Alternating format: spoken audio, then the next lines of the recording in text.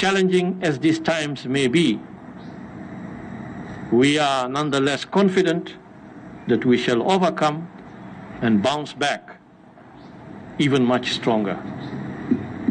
Our resilience and character as a people and a nation have seen us overcome other calamities in the past.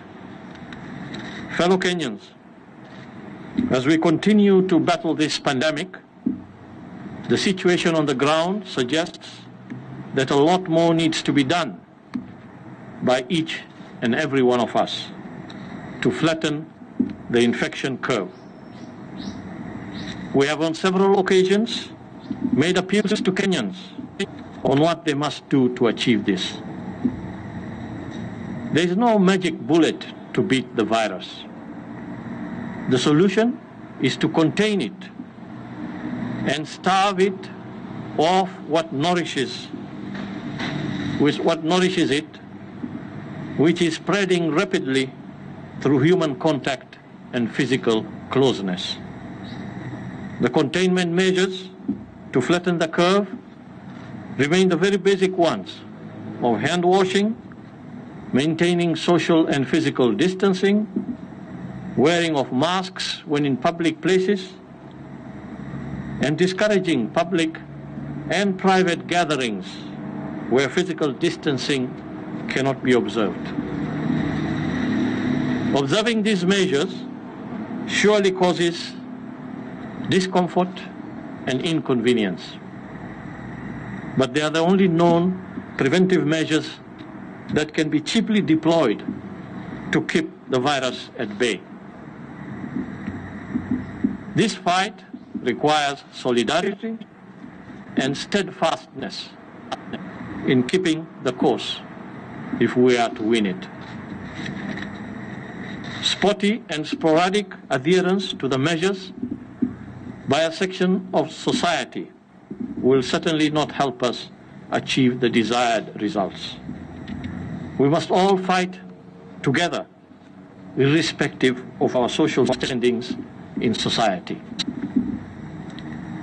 It is disturbing and disheartening to observe from time to time the casual manner in which some of us in leadership positions practice the containment measures. As leaders, it is of crucial importance that we walk the talk. We must lead by example. It does not help if we continue to appeal to our people to wear masks in public places,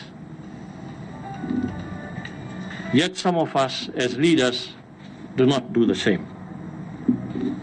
And I want to appeal to all of us who are leaders and people that the citizens of this country look up to, that we must lead by example and work with the people in order for us to achieve the intended objective of being able to deal with this pandemic.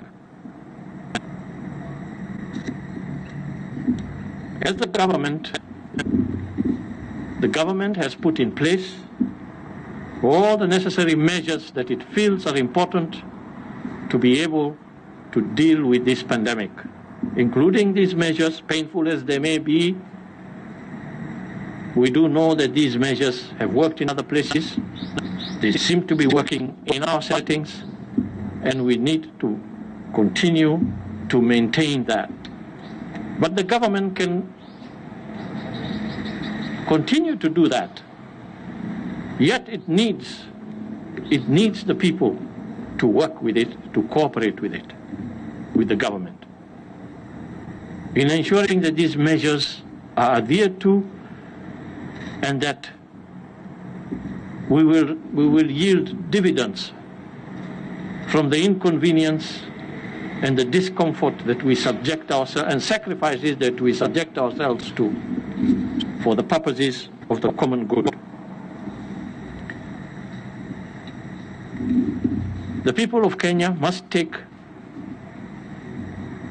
their part in this campaign. And their part is to cooperate and take responsibility also. Take responsibility, because we must be our brother's keepers.